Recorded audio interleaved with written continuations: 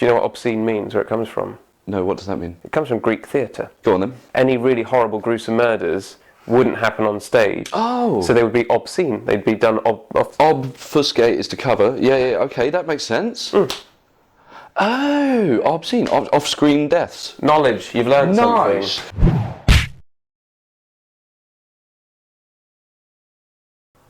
Hello, I'm Chris. And I'm Tom. And you're watching That Review Show. Tom, what are we talking about today? Drive, an ex-rental. If I drive for you, You give me a time and a place. I give you a 5-minute window. anything happens in that 5 minutes and I'm yours, no matter what. I don't sit in while you're running it down. I don't carry a gun.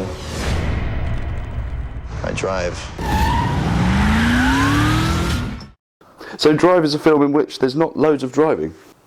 Yes, essentially Drive is kind of a fistful of dollars type plot. It's kind of the man with no name. He arrives in town, there's a family in trouble, and he tries to help them out and gets kind of caught up in sort of double crosses and treachery. It's a very interesting film in terms of its genre. I mean, you say it's a fistful of dollars type film. Yes, it's a gritty crime film, but it's also a very poignant and sad love story, which is beautifully acted. To talk about why this film is more interesting than any other film that's like that, I guess it's to do with the way the director has produced the tone.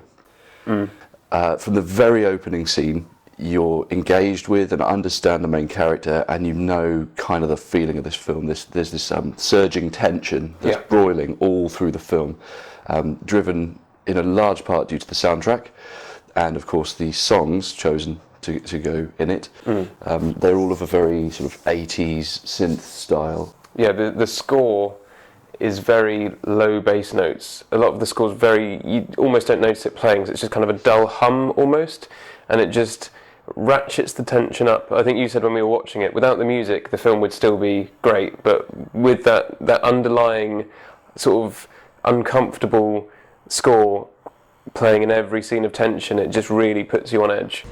His next business venture, he got involved with some of Nino's friends. They didn't go for the overcharging bit. They broke his pelvis. He's never had a lot of luck. The reason I'm telling you this is that he has a lot invested in you. And so do I. So anything you need, you call me. We're a team now. A lot of it's as well due to the camera work. That tone is established by the fact that we get a lot of Ryan Gosling's face. His feelings are our feelings. They do push you into the character. You get so many shots, even in really tense action scenes, of just him, what he's doing. You know, he'll be in the middle of a car maneuver and it'll just cut in the middle of it to his face going... Yeah. And he's almost expressionless a lot of the time, but that's sort of what creates the tension as well, because we're having to do a lot of the thinking ahead. I had one, I was discussing this film with someone. I think this is a real Marmite film. You'll love it. I don't think so. Or you'll hate it. I don't think it's one that you can really be sort of in the middle on. But someone I was having an argument with, he said that he didn't like it because Ryan Gosling's character looked bewildered the whole time.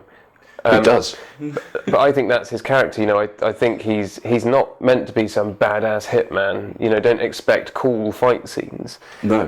I think he's sort of surprised. He's just caught up in things, and he's surprised at himself and at the situation he's in. So yeah, and upset. I mean, there's one moment I'm thinking of particularly where he commits an extreme act of violence, but in front of someone he loves, and you know, tonally speaking, that's a shift in their relationship. He knows that's coming, so he almost says this goodbye to her with this kiss.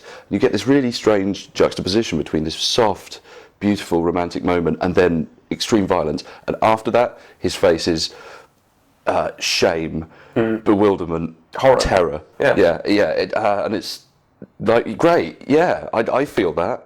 I totally understand it. It's a very human film, and we get that all through where the camera goes on his face and the sound in the background. It's just wonderfully crafted in guiding you emotionally. Yeah, so speaking of it as a generic piece, you've got poignant love story, you've got your gritty gangster, and it works perfectly in synergy. Well, I think that where other films may miss this, like things like Death to Smoochie, yes, and Age of Adeline, is the tone for the romance is perfect for romance. The tone for the gritty drama is perfect for gritty drama.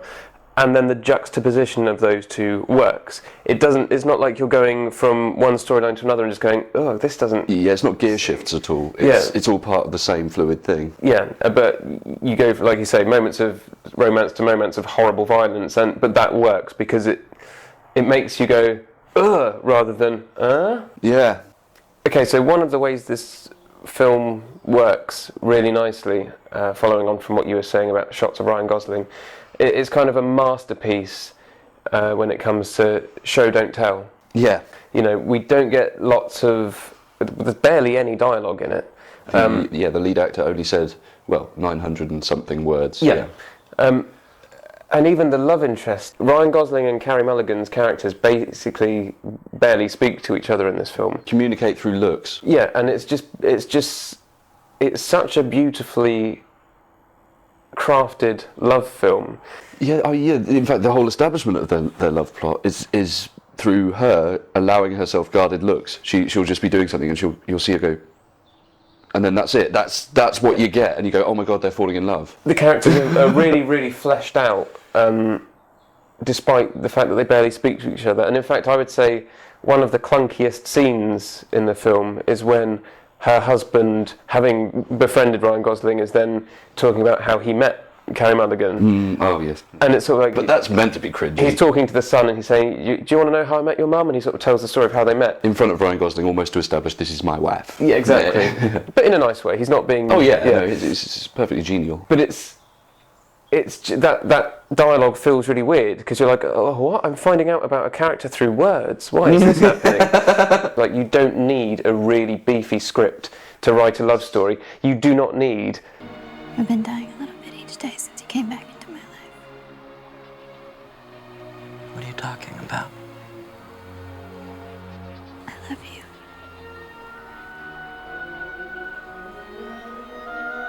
you. You love me?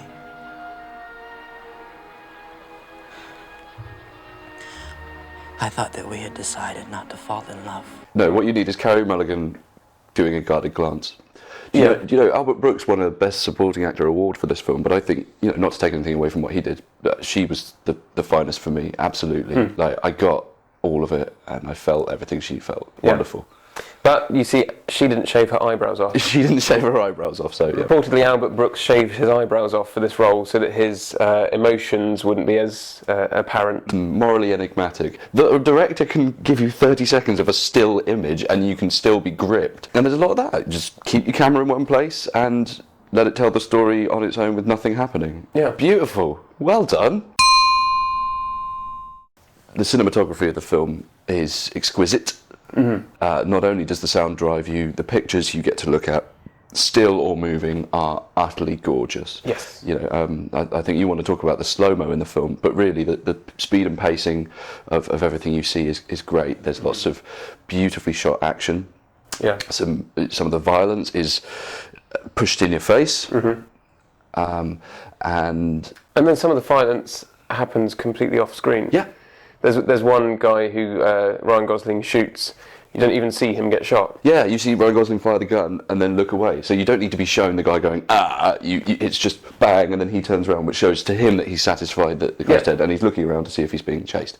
And that very first scene, I think you were talking about with the first sort of car chase. Right, yeah. So the cinematography of the opening scene has been chosen by Winding Refn to be... incredibly personal, almost. That's it, all from the perspective of the character. I was watching a little video interview with him where he described it as a diver in an ocean of sharks, in that if you were going to shoot a diver or you were going to put a camera on a diver and look around for the sharks, it would all be stuck with that person. That's brilliant because it first of all establishes this is a film about this character. Second, all his slow reactions with the soundtrack slowly throbbing underneath and the low-key lighting give a great sense of tone. It's a way to open a film that doesn't need explosions to get your full attention. Yeah, it's very, very gripping and very engaging. And that leads on to what I want to talk about next, which is the lighting. Because a lot of the film is spent with Ryan Gosling driving, and he's very cleverly lit by traffic lights predominantly, because any scene where he's kind of angry or frustrated or something bad's just happened, like when he finds out the husband's coming back to Carey Mulligan, it's all red traffic lights lighting him, and it's not until the very end of the film when he sort of gets not his redemption but his release, I suppose. Suddenly he's lit in green, and Carey Mulligan's character is almost exclusively lit with white light. Yes. Very symbolic, you know, kind of the pure angelic quality of her, I suppose. And that kind of transfers to him during the kiss in the lift scene. It's the first time he gets... Well, he's lit in white light, but that scene, that a lot of the lighting really is kind of almost an abstract scene, because a lot of the lighting in the lift drops, that kind of the light in the foreground, and you're just left with the white light behind them. But that means that they both kind of are haloed by white light. Yeah, it's also symbolic lighting rather than realistic lighting, yeah. Yeah, and that's one of the slow-mo scenes in the film, and there aren't very many, and we started counting them at the start of the film, but then we got so engaged by the film that we forgot to count them, so we reached about 5 or 6. But most of the slow-mo in this film is actually used for kind of romantic or emotional scenes rather than action scenes. Yes.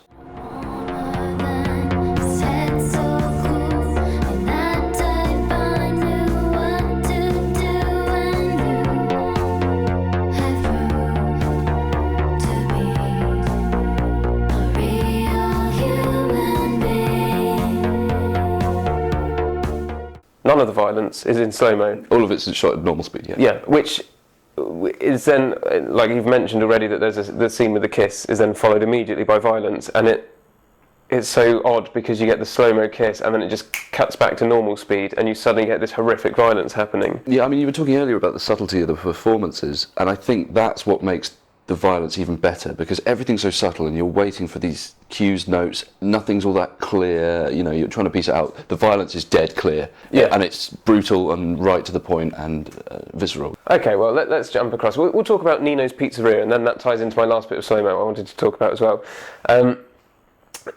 So one of the characters, Nino, is kind of the partner of Albert Brooks' character, played by Ron Perlman. They're both gangster bosses. Yeah, Ron Perlman is wonderful at being despicable, and one of the hateful. One of the slow-mo scenes is Ryan Gosling looking in through the window of his pizzeria. Yeah, he's gonna whack him. Yeah, and there's this wonderful slow-mo shot of Nino like creased over laughing at his own joke. And I don't know why I know that, but I just it's obvious, it's clear kind of from what's going on around him. You assume it straight away that he's laughing at his own joke, creased over laughing, and the woman that he's talking to is just stood there completely deadpan, and just before the shot cuts away from that, she just goes and sort of looks away from him. Yeah, and that's great. That just shows this person is a boorish, irritating, horrible man who is very high on his own ego. Yeah. But then to go on to talk more about the violence in the film, there's a scene in Nino's restaurant where an underling is killed for kind of, you know, getting them in some hot water, and he gets stabbed in the eye with a fork first. Who does this? This is Albert Brooks, does it? Yeah, it just irritates me because he walks over to the guy, stabs him in the eye with a fork, and then walks back to where he was to pick up a knife, and then goes back again and stabs him in the throat. Right, now you didn't like this because you said it was too kind of like filmy, too extremely silly violence, but I don't know if you noticed in the background, Ron Perlman's character, Nino, is actually, by the time he's got the knife, he's already sat down at the counter and has turned round and is not looking. Right. So I think that is there to go... Albert Brooks is the really messed up one. You know, he is there. He's sending a message even to his partner. Look, don't mess with me because I'm a real psychopath. I know, filmy, silly, very sensationalistic, over the top, fork in the eye. But that's a character moment, not so much a film to the audience moment. You know. Yeah. No, I accept your problem with it, but I think actually it is in service to the plot. Now it's your turn to clean up after me. Do you think perhaps the violence might have been too much? I know it's there for shock effect and for juxtaposition with the poignancy, but I mean, the gritty gangster film doesn't need ultra violence. This isn't Itchy the Killer. I think the fork in the eye was too much because it was cartoonish, but I think the rest of the violence is justified because it feeds into the whole kind of character complexity of Ryan Gosling, because we know nothing about him. And like I said at the start, he's not a badass action hero, so when he enacts horrific violence on a couple of the people in the film, you know, it shocks you, and you can justify his actions because you kind of think, well, he's fighting to defend the woman he loves and her child. Yes. He has motivation. It's not like you're like, oh wow, he's a horrible arsehole. You go, whoa, he's complex. But I also think, as well as sort of complex, his character is just kind of terrified a lot of the time. Like, you know, some of the violence is really him overreacting to something. I'm thinking, the moment in the strip club where he's going to kill someone with a hammer. After that, he's on the phone to someone, and you can see he's breathing hard. He's upset. Yeah. There's even a point where he just threatens someone, actually. And when we were watching it, he threatens. He's in a diner and he's got coffee, and he tells them basically to verbally threatens them, to do one. And they go away, and then he takes a sip of his coffee, and as he sips, his hand just shakes slightly. And I said to you at the time, is that rage? Because adrenaline pumping. This person's had the audacity to talk criminal stuff with him publicly, and he's just like, what are you doing? Or is it fear because he's had to tell someone to go away, and he's like, he's afraid of the confrontation. And it's that kind of character. He may be violent at times, but you get the sense he's doing that because he understands that's his function, not because that's the sort of guy he wants to be. Yeah, I kind of feel like that he just like has a temper almost. That's interesting, yeah, because I mean, Brooks's casual violence. There's one moment in the film where he kills someone, and as soon as he's done it, he's like, no, it's okay, it's fine, it's all over, you're going to die now. Yeah. Like, what? Casual. Whereas Gosling can't be casual. His character isn't casual about violence. It's a big thing for him. Yeah. No one that he kills in the film is done kind of cleanly. It's all sort of almost improvised and therefore quite horrible. Oh, it's all improvised, yeah. Yeah. The worst piece of violence in the film, one of the two head explosions, actually serves as part of a romance scene. Yeah. So, you know, it's there to make the romance more romantic. It heightens and accentuates the sort of the drama of the romance. The drama of the romance, yeah. The conflict, maybe. Well, romance can't all be good. No. Lovely. So, Tom. Yes. What is your score for Drive? Now, I'm going to say an 8. I've had a lot of time thinking about this. I really love this film. It's one of my favourites. But that doesn't necessarily mean I think it's the best film ever. It's like, for instance, Requiem for a Dream, I really hate, but I know it's a great film. You know, I absolutely hate it, and I will never watch it after the first time. Mm-hmm. But it's really good. We should review that. No. So, the reason I give this an 8 is because the whole gangster plot, you know, the two gangsters fighting it out and all the scenes with them, it reminds me of a lot of other films that have done that thing slightly better. Films like Ghost Dog. You know, it feels a bit, to me, a little bit tired, the sort of gangsters infighting thing. That's not really a problem for the film at all. I mean, the film works absolutely perfectly. Just the content-wise, for me, that's a bit of a tired concept. Okay. All the character stuff, all the plot was really flipping good. So 8 out of 10 for you? Yeah. Well, what about you then? What would you give it? See, I'm trying. It's one of those things. I don't want to be biased because I love this film. That's it. But at the same time, I love this film. Yeah. So why would you not give it a high score? Yeah. Yeah. I think I would probably go for a 9. Was my 8 overly critical then? No, see, I don't know if my 9 is overly generous, but it's just one of those things. I love this film so much because it is so well crafted. It's beautiful to look at. It's not insulting to the intelligence. Never. The soundtrack, it just works perfectly, Zane Lowe. The acting is superb. Zane Lowe sort of re-released this film with his own soundtrack. What? Yeah. Oh, come on. For me, the flaws in it are sort of tiny. Like I said, Albert Brooks's character choices sometimes I think, oh, really? And there's just a couple of bits where maybe the camera shots confuse you slightly. Like I mentioned to you, that first scene where it's all in his car, there are a couple of shots that are chase cams, and because his car is silver, and the car that you can see in the chase cam in front is quite silver. far away as well, is sort of. Yeah, so I was just a bit like, are we in his car driving along, or are we following his car with the chase cam? I think they were following him, and that is confusing because everything is all from him otherwise. Yeah. So for me, there were just a few tiny little blemishes in this film. So yeah, no, I'm sticking with my 9 out of 10. Its strengths: simplicity,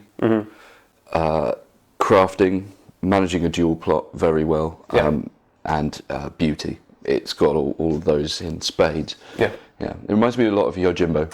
This is the thing, like, people may criticise it for the plot being too simple, but the thing is, you don't need a plot to be complicated for it to work. It just needs to work. Now look at Disney films, they're some of the best films that exist, and they're simple as hell, straightforward, this happens. Yeah. Except Frozen.